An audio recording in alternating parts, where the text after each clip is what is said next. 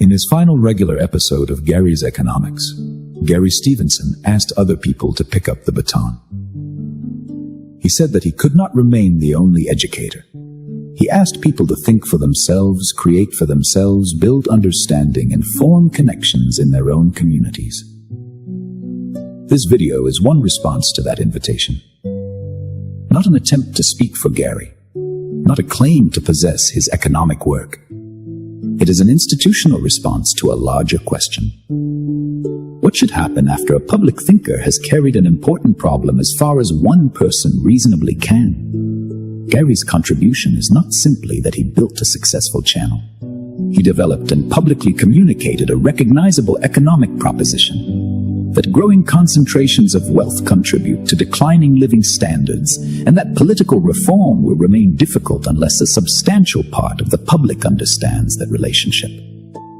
He moved this argument across several environments: economics, journalism, publishing, social media, and political discussion. He translated a technical and structural problem into language that large numbers of ordinary people could understand. That is an important intellectual function. It is also an important social function.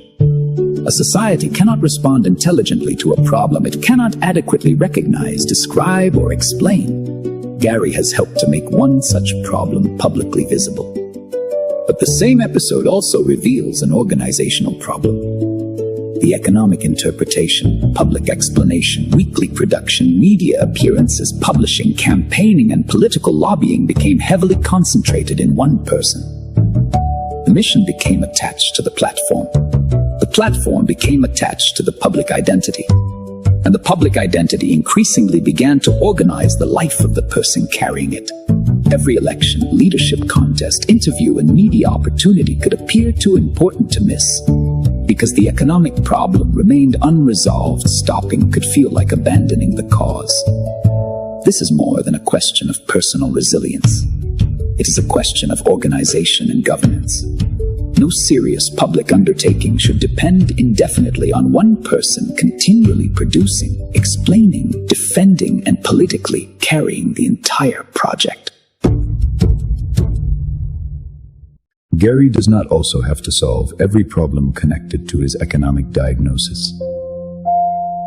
Economists can continue examining and testing the relationship between wealth concentration, asset ownership, housing, wages, taxation, and living standards. Governance thinkers must ask how any response would actually be organized. Political thinkers and practitioners must consider legitimacy, coalition formation, and the movement from public understanding to enactable commitments. Analysts of power must identify who benefits from present arrangements, how resistance to reform is organized, and how apparently strong policies may be diluted, captured, or reversed. Institutional designers must determine where authority, responsibility, and accountability should sit. Public administrators must work out how policies can be implemented, evaluated, and corrected. And society requires forms of collective intelligence capable of bringing these contributions together. This is not evidence that Gary's work is incomplete in some disqualifying sense. It is evidence that the problem exceeds the proper field and capacity of any one person.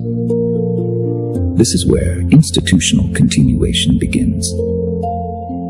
An idea acquires an institutional life when serious organizations receive it, identify its source, test it, interpret it through their own capabilities, and produce traceable work in response.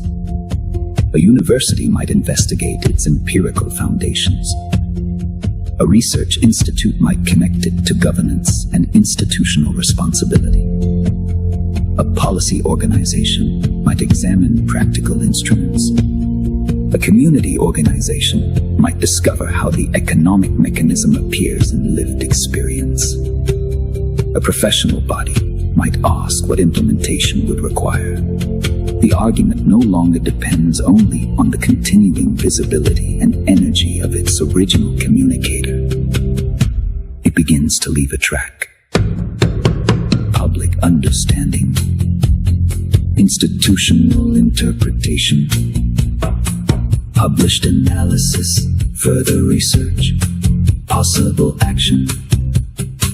That is one way ideas survive the limits of individual working life.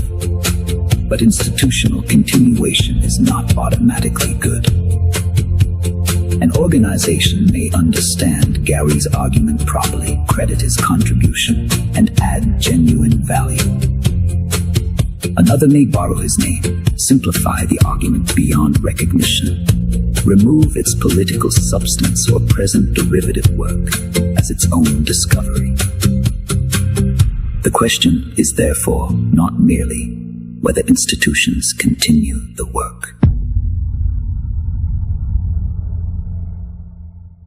The fundamental question is, are they producing something decent? And is that work being managed and governed well? A responsible institutional response should make clear what came from Gary, what came from other economic sources, what the receiving institution has added, what evidence supports the resulting claims, what remains uncertain, and who is accountable for the quality of the publication. This is legacy stewardship without legacy ownership. The originating thinker remains properly credited. The receiving institution remains responsible for its own interpretation. The Philosophical Intelligence Institute is one institution beginning to respond. PII does not claim to replace Gary's economic analysis or to speak on his behalf. Its contribution lies in examining the connected interpretive and institutional questions. How does an economic diagnosis enter public understanding? How should responsibility for the resulting problem be distributed? What constraints prevent recognition from becoming action? Which institutions possess authority? Which actors possess power without corresponding accountability? What forms of evidence and action are admissible? And how can society organize its knowledge sufficiently well to respond? PI's philosophical interpretive engine and issue ontology matrix provide one method for mapping those questions. A future analysis can apply these tools directly to the inequality problem Gary has placed before the public. That would not complete the work. It would demonstrate that the baton has reached another governed field of inquiry. Gary, you carried a difficult problem into public understanding.